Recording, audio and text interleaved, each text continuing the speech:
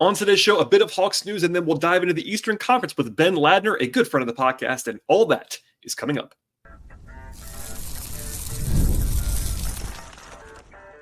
You are Locked On Hawks, your daily Atlanta Hawks podcast. Part of the Locked On Podcast Network.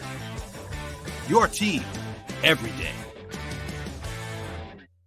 Hello, friends. Welcome to episode 1788 of the Locked On Hawks podcast. I am your host, Rowland, coming to you on a Monday evening into Tuesday. And today's podcast is brought to you by the folks at the GameTime app. Download the GameTime app right now, create an account, and use promo code LOCKEDONNBA for $20 off your first purchase. Terms apply. Download GameTime today. What time is it? It's game time. Also want to tell you at the top of the podcast to make us your first listen each and every day here at Locked On Hawks. Check us out and subscribe to the show anywhere you might find podcasts. Like this show on YouTube as you're watching it. Please subscribe on Apple and on Spotify, etc. And we'll dive in today to part one of a two-part episode with my friend Ben Ladner, always a frequent guest on the podcast. Every once in a while, Ben and I get together to talk about the state of the NBA, Eastern Conference, etc. And that's the overall goal of this two-part episode. This is part one you're listening to right now. Before we get to Ben, though, a little bit of Hawks news that happened a few days ago now as I'm talking to you on this Monday. I actually was reporting this news, I think confirming some news that was reported first by Billy Reinhart, but the Hawks will be signing Joey Hauser to an Exhibit 10 contract. Now, what that means basically is that they're going to be bringing him in to be going to training camp. I'd be surprised if Hauser was actually making the team. The Hawks have a full roster, all those things, but every year they bring in a couple of guys to training camp deals. Exhibit 10 basically is to direct guys to the G League, give them a little bit of money, have a chance to have them be in the organization, but nothing really beyond that. Hauser is the brother of Sam Hauser, the sharpshooter for the Celtics, who had a great year this last year. He's 25, about 6'8", kind of a combo forward type. Played for the Pelicans, most recently at Summer League in this past July. Played for the Clippers G League team last year, 50 games there as a rookie after a long college career. I saw some misinformation, I think, about his stats, actually. It's admittedly a little bit harder than it should be to get G League stats that are actually comprehensive because for some reason, a lot of the sites break it up into Showcase Cup and regular season split, which doesn't really make sense for a overarching perspective. But when you put it all together, Hauser played 50 games last year for the Ontario Clippers, started 8 games, came off the bench for 42 of them, played 22 minutes a game, shot 44% from the field, about 36.8% from three, took less than one free throw per game, not a huge guy putting a lot of pressure on the rim. Does take a lot of threes, generally speaking, 7 points, 3.5 rebounds per game this last season. He shot it well in college. He's a good shooter. He is not his brother as a shooter. Sam Hauser is one of the best shooters in the league, which is part of why he is now broken out as a clear rotation piece for the Celtics. But Joey is a guy who can shoot it. Not a bad Exhibit 10 contract to bring in, but again, just one more to reemphasize this. I expect him to end up in College Park this year. It would shock me if he was on the roster, but a name that's kind of prominent if you follow college basketball, and a little bit of news from a few days ago. All right, with that out of the way, we'll dive in right now. This can be a State of the Eastern Conference with my friend Ben Ladner. Part one right now, and then stay tuned. Part one should be available in this same podcast feed for you when part one is over. And here we go with Ben Ladner. I'm joined once again by an old friend of the podcast. Ben Ladner is back. How are you, sir? I'm doing well. Happy to be here. It's a joy to have you, as always. I threw out the prompt that maybe we should talk about the non-Hawks for a bit. I've not talked about anything but the Hawks for a while now. We did a little bit of playoff talk when it was happening. Had some people want to talk about the East playoffs, the finals, etc. But since the draft, basically, it's been Hawks and Hawks only, which makes sense. It's a Hawks podcast, but every once in a while, it's good to kind of get the lay of the land in the East because the Hawks are part of the East, and it's kind of where things stack up. And it's also August as we're talking, so got to get some stuff done every once in a while. It is what it is. You gotta say something. Anyway, so the only prompt I gave you was to kind of tier up the East a little bit.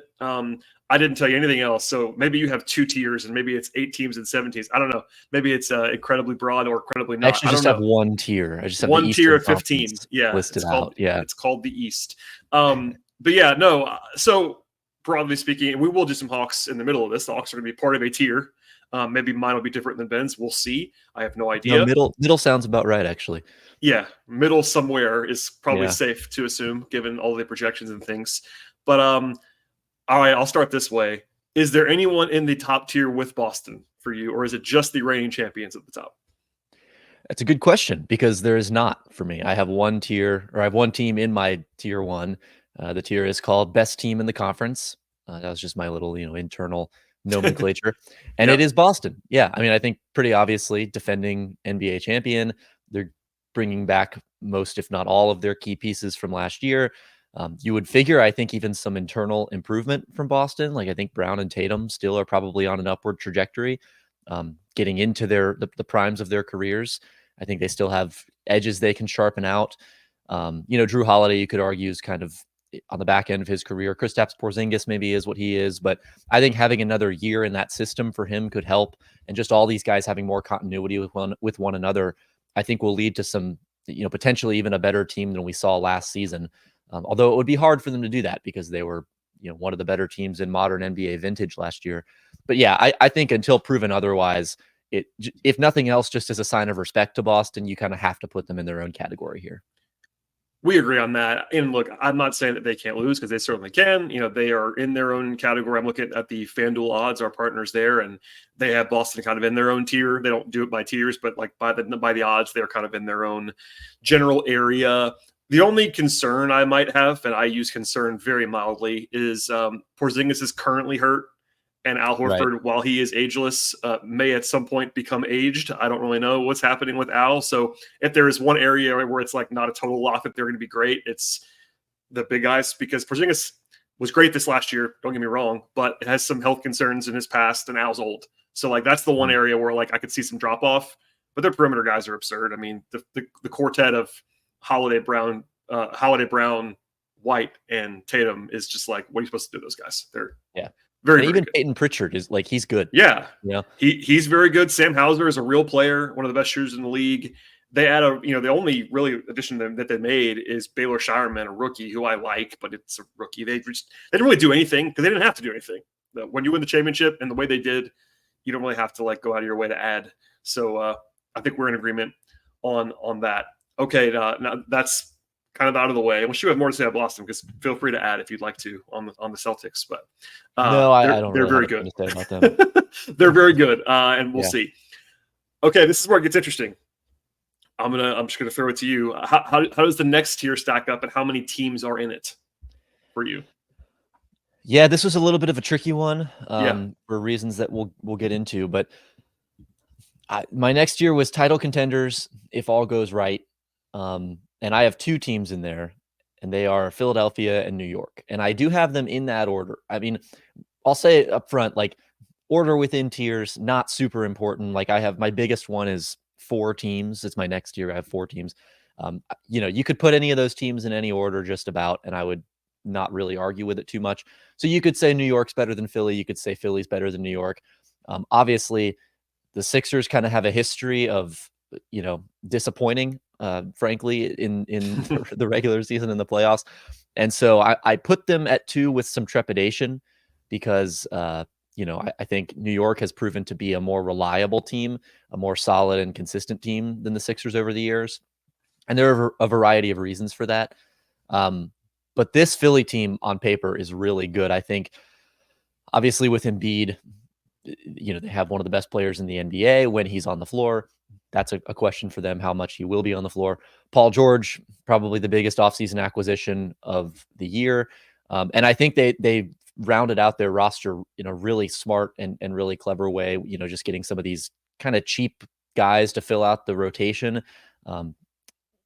Caleb Martin in particular was, I almost said Cody Martin. Caleb Martin in particular, I think, was a really good get for them over the offseason. And if he's going to be anything close to what he was in that 2023 playoff run for Miami, I think that's a bargain. Obviously, Tyrese Maxey is really good and on an upward trajectory. You figure that he'll be able to take more of the responsibility off of Joel Embiid this year, as will Paul George. And so I just think this is a really good team and a deeper team than Philly's had, again, at least on paper, during the Joel Embiid era. So they're not counting on Embiid as much as I think they used to. And I think also, like, if he's healthy, they have maybe the best player in the league, probably second or third best player in the league, with some really high level complementary talent. Yeah, Philly's interesting because like I have this whatever deep down feeling that I just can't trust them, but at the same time, and I have the same feeling. Yeah, my objective brain tells me that you kind of have to with what they did. I will say, in addition to the history and the potential of Embiid injury, which is always there. It's just what it is. You also, I would say most of the time, and there are exceptions to this, you don't often see like real title contenders that have like the amount of turnover that they had. And it's obviously good, but usually like there's a cohesion thing. Like I actually was in prepping for this and something else that I'll do later on. I just wrote the names out of like what teams did and didn't do and who they lost. There's a lot of turnover on this team. Like I won't name everybody, but like Batum and Tobias Harris and Milton and Campaign and Paul Reed, like guys are not like there's ranges there. But like when you turn over like basically your whole rotation outside of your top 2 or 3 guys, it's just interesting. And they did upgrade. I like their roster better than I did a year ago. It's just, if anything happens to Embiid or PG, it gets interesting in a hurry. I do agree on Martin. The 3 old guys they brought in, Eric Gordon, Andre Drummond, Reggie Jackson, mixed on that. Yeah. But they're all minimum, so it's fine. I mean, it's not a bad thing. It's just I would have them in this tier as well. I got to see it. I don't know. I got to see it. I'm in wait and see mode on Philly, but this is the right tier for them to be in. Yeah, and I think you're right to mention the loss of Batum in particular, because I do think that's a big maybe not a big loss for them, but that's a meaningful loss. Yeah. And I would prefer him there instead of Caleb Martin, as much as I like Caleb Martin on that contract. I just think Batum's a better player, and he's old, and like maybe this is the year. You never know with those guys. This could always be the year, but he, I think, was a really important piece of when they played well last year. He was a big reason why, just because, I mean, everything we know about Nick Batum and love about Nick Batum, the way he connects the offense, his intelligence and his kind of low opportunity cost style of playing, where he just gets on and off the ball really quick, makes quick and smart and sound decisions, can shoot it, space the floor, defensive versatility, like all that role player stuff. He's sort of the ultimate master of that sort of thing in this day and age. So I think that's a big loss, especially on a team that is as star driven as the Sixers are going to be next year. Like you need guys like that who can move the offense along, connect you, move it from station to station when your stations are as prominent and as sort of I guess rooted as the Sixers are. They have a lot of guys who play certain styles and kind of like to play the way that they play. And aren't as maybe flexible as some other superstars, particularly with Joel Embiid. I think guys like Batum are super important there. And Martin just he gives you something different, but it's not that. And so I think Batum is a loss for them. Bringing in the old guys, like you said, it's tough to rely on them week to week, but also, just in general, you don't really know what they have left in the tank at this point. I don't really understand the Reggie Jackson signing. I guess you just need a third point guard. Like that's fine. Kyle Lowry's also old. So good to have some insurance there. Yeah, it's a lot of old guys and a lot of not so. Again, I don't want to like overemphasize injury concerns, but when your best player is Embiid, and like even when he's playing in the playoffs, it's like he's hobbling around every year. It's one of those things where I don't know if I bite all the way through. Today's show is brought to you by GameTime, and GameTime is the best place to find tickets. There's nothing like checking out a live event, whether it's sports, music, theater, or comedy. And they also have a new feature called GameTime Picks that makes getting tickets even easier for you. They filter out all stuff that you don't need and only show you the incredible deals. The great news, they're actually available for you at GameTime. You don't have to waste any time searching through thousands of tickets that you will be looking for anyway. For example, there are some awesome deals for Braves-Rockies games next week in Atlanta. That includes a pair of tickets for $11 each, including fees for the game on Thursday, September 5th. That's a really awesome deal. Of course, there's more of that happening at Game Time all the time. Plus, that's my personal favorite thing, because Game Time has this option for all-in pricing where you actually view seats. Through that all-in pricing, you actually have no surprise fees at the checkout screen when you get to the very end of the process. Also get a view from your seats in the app before you buy them, so you know exactly what you're going to get into before you actually get to that venue that you are looking to buy for. And you're getting the lowest possible price guaranteed with the folks at Game Time. Take all the guesswork out of buying tickets with the Game Time app. Download the Game Time app right now, create an account, and use promo code LOCKEDONNBA for $20 off your first purchase.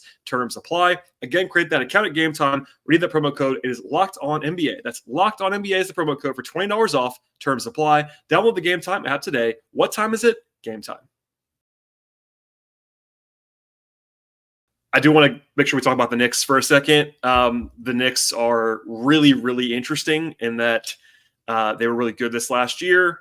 They got banged up at the end. It was hard to watch by the end because they just had like a shell of a team, but they are incredibly deep even. Of course, you add Mikal Bridges and the blockbuster deal they made there, add some other supporting potential guys in the backcourt, Tyler Kolek, first-round pick, or I guess early second-round pick.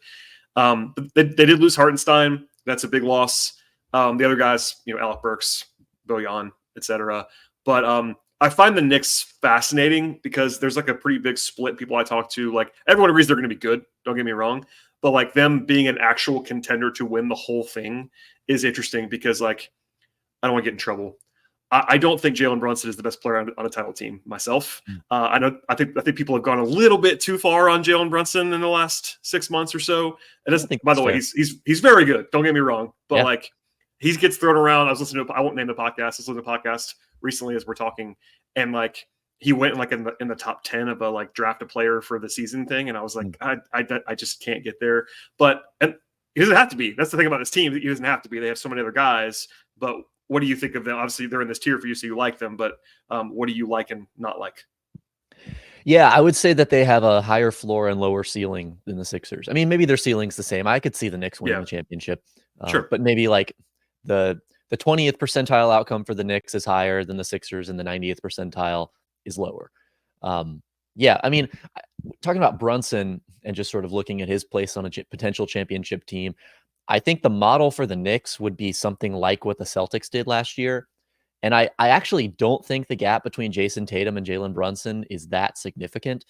I know it's like an easy time to be low on Jason Tatum right now after the Olympics, but like I've kind of always been, I guess, a little lower on him than a lot of people. It's fair. And by the way, they also won the title without him playing all that well. Like he was helpful, obviously, but he wasn't like he had this historic playoff run. They were just were incredible everywhere else. So and I don't really view him as sort of the conventional best player on a championship team either. I think he's probably a level or two lower than that.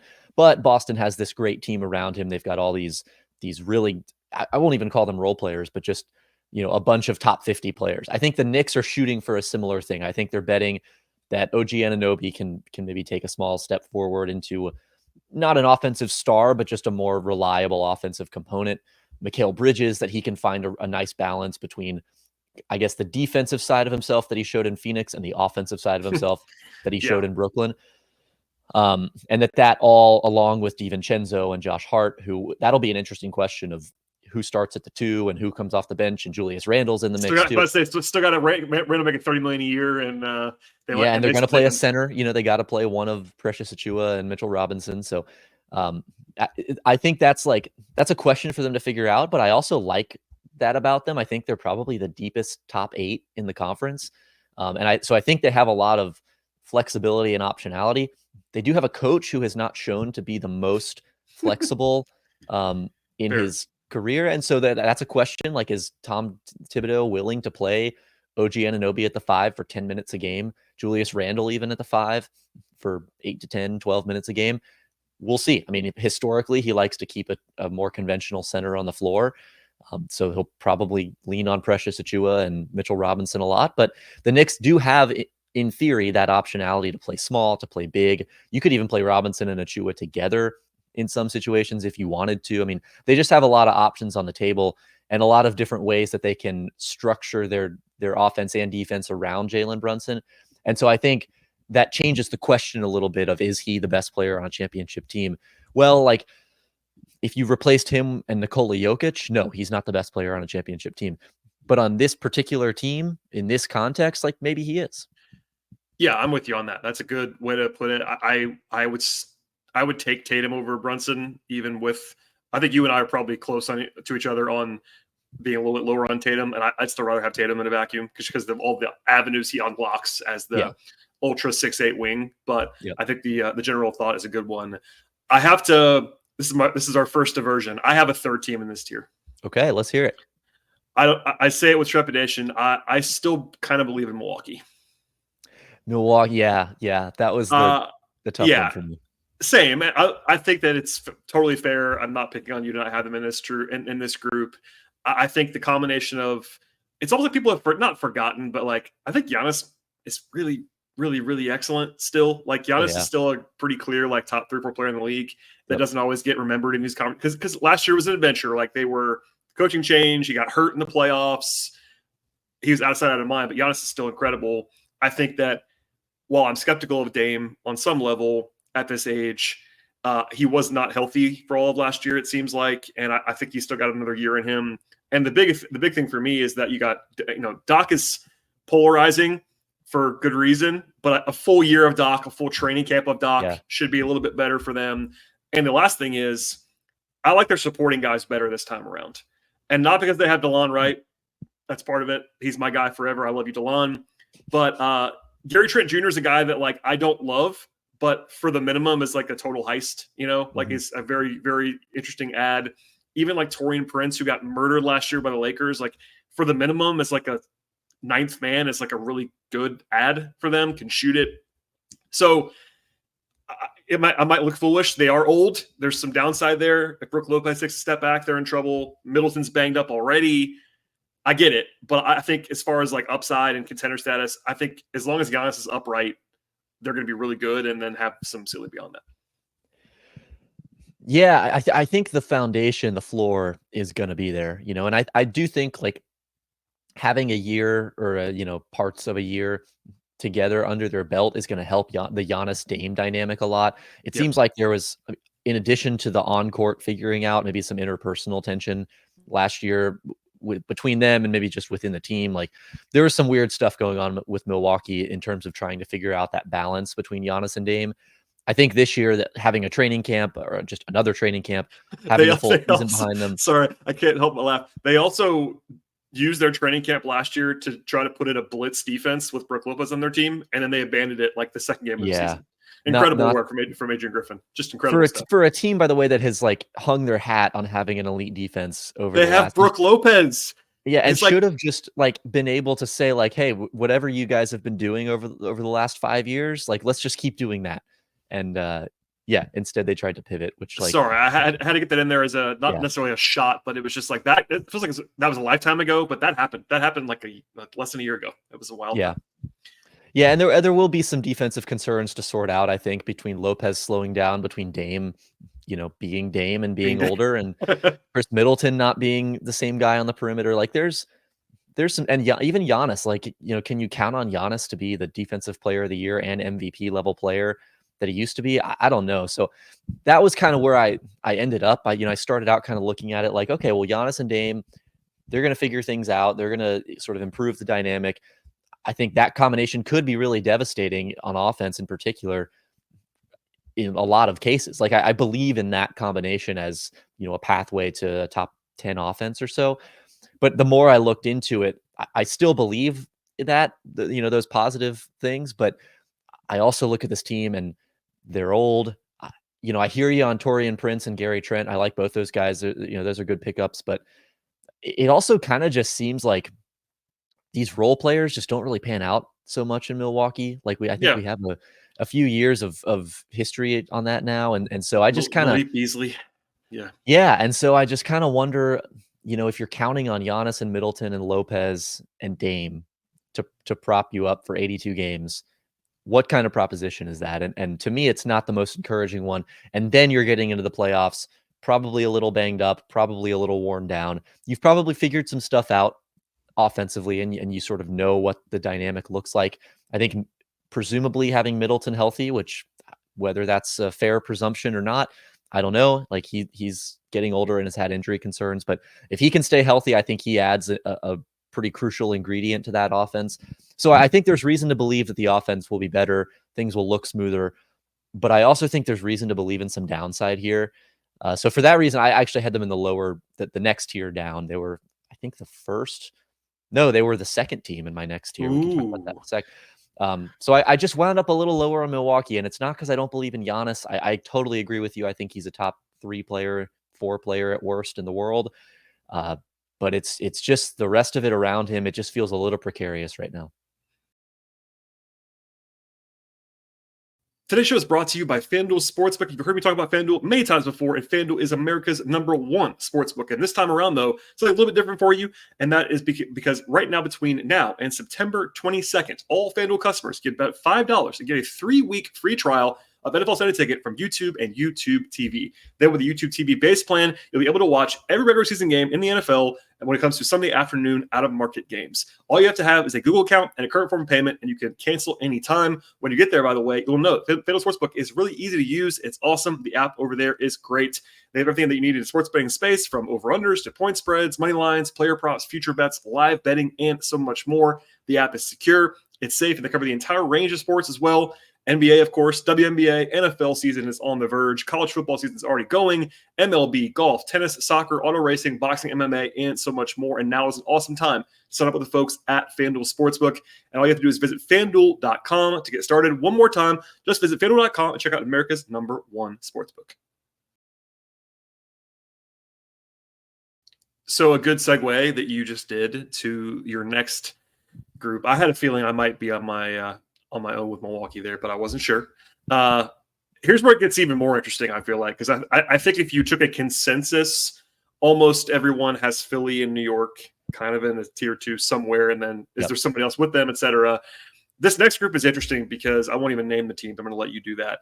But how far down do you go on the next one, and who are your teams? My next group goes 4 to 7.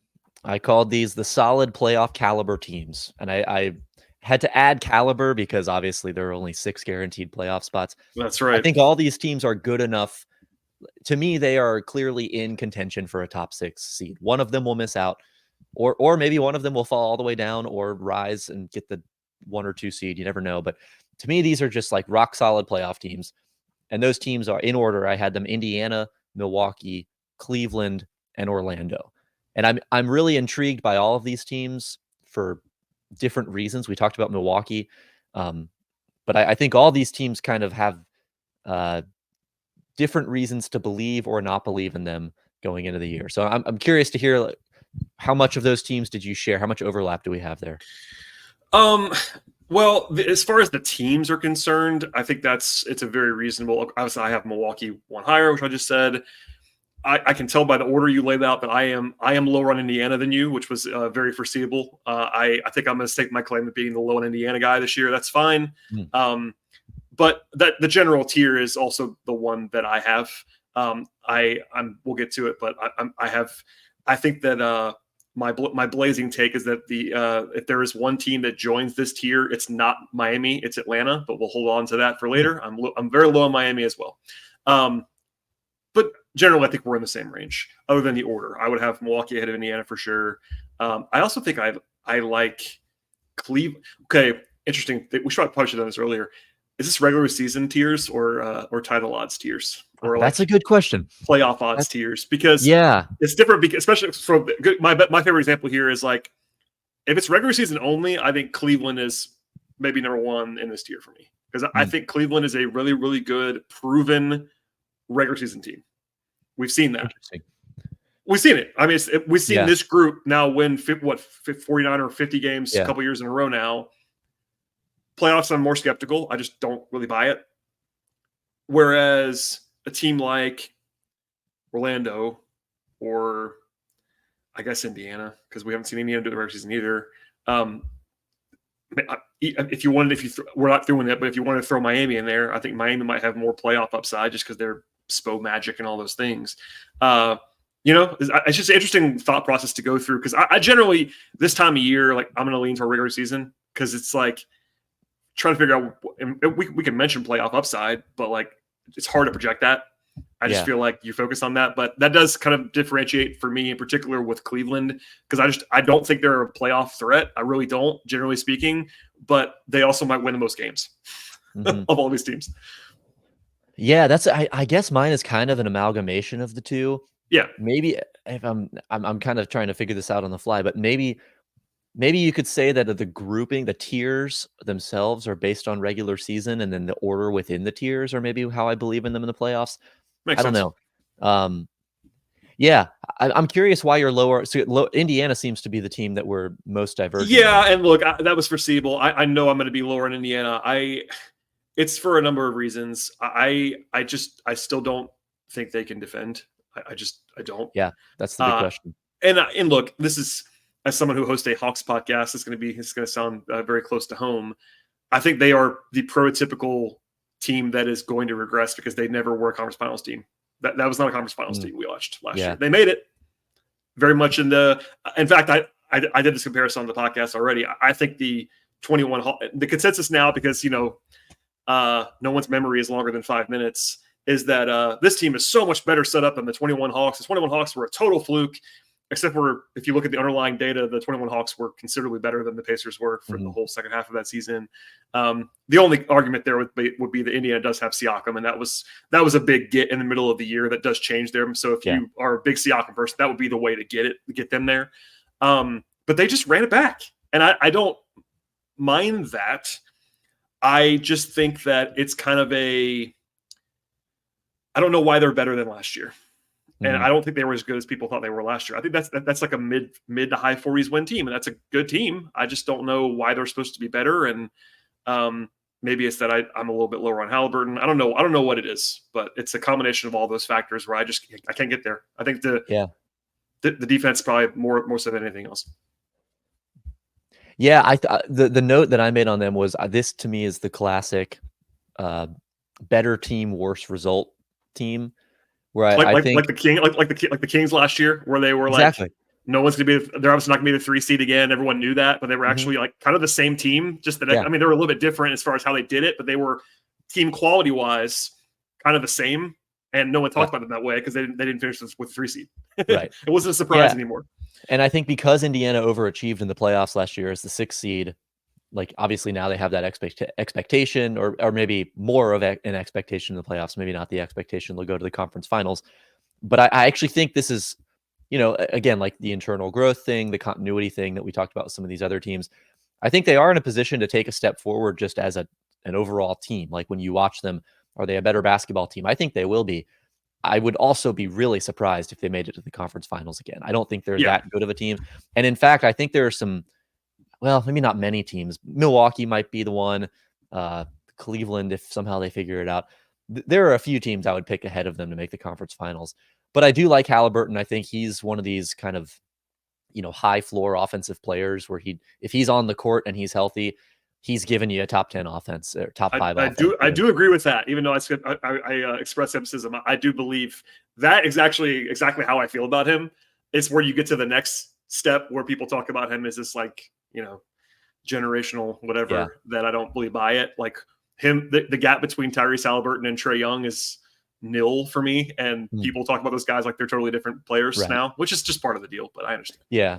And I share your concern too about the defense, particularly because Miles Turner, I think, has like steadily been declining over the last couple of years. Not drastically. He's not dropping off, but he's fine. He's a fine defender now, but you're right. Not the same guy he was a few years ago. Siakam is a good defender, but isn't going to be like same thing with him. I think honestly, as he gets older and older, like still a fine defender, but like where is their above average defensive ceiling supposed to come from? I don't really see it. Well, this is another like Hawks comparison where if you have this really weak defensive point guard who is just going to get blown by at the point of attack, he's going to be kind of a sieve. You're really counting on those backline guys, and so I guess Miles Turner is Clint Capella in this situation. You need a lot out of him, and he's at a point in his career now where it's sort of unclear whether he's still able to give you that. I don't know if the Hawks, if the Pacers are the new 2021 Hawks, are the 2021 Hawks the new 2019 Blazers? Well, those are the 3 teams everybody always references, and that makes sense. I mean, I get it. Like when the Hawks made their run, as it was happening, everybody was like, "Oh, this is just like the Dame team that made the conference finals and got blown out in the conference finals." And I get it. Like I'm not trying to really get that whole thing again. I just feel like that's a lazy comparison, and I'm admitting that. I just feel like the building blocks of it and the way these teams are discussed, I don't think the Pacers, people are not projecting the Pacers to take the step back that I think they're probably going to take. And and to your point, step back is not really step back. I feel like they're just kind of like the team I thought they were last year. It's that they got really, really, really fortunate to make the conference finals, and that changed the way people talked about them. And whereas they're just kind of a like typical 5 seed for me. Like it's a good team. I'm not saying it's not. Again, the only reason why maybe you could swing me is that they did add a player in Siakam who is like really good mid-season. But who else is going to who projects to be better on the Pacers? We'll stop doing this for a second, but like who projects to improve? I don't think Halliburton's going to be better than he was on the whole last year. I don't really see that. And like maybe you could say Ben Mathurin, age curve wise, maybe Nembhard is still in his upward trajectory, but Nembhard, they got a lot of guys who are like 28, 29, 30 years old who are kind of like what they are or going the other way. So why are they supposed to be getting better? I don't really get it. Yeah, it's a fair question. Halliburton is, he's like the point in his career where it's like, this is the crucial question with him, right? Is he going to take the step into MVP candidacy, or is he sort of what he is? I could see, maybe MVP candidacy is strong. Well, but the first half of last year, if you believe that player is the baseline for Tyrese Halliburton, right, then I'll be wrong. You know what I mean? Like exactly. That guy, the way he was performing until he got hurt last year in the first half was at a level where, like, if that was real, then he is a top 10 player. Like, he was that good for that, 2-3 month sample, whatever it was. And do you believe that the injury was the reason why he tailed off, or was it regression? I tend to lean toward regression, even though if the injury was certainly a factor. I'm not saying it wasn't, but I just don't fundamentally believe he's as good as that guy was, because like the numbers were absurd. And if those are real, then he's Steve Nash from 20 years ago. Like if that's real, then I will tip my cap to him if he does that again this year, but we'll see. Yeah, I think that's fair.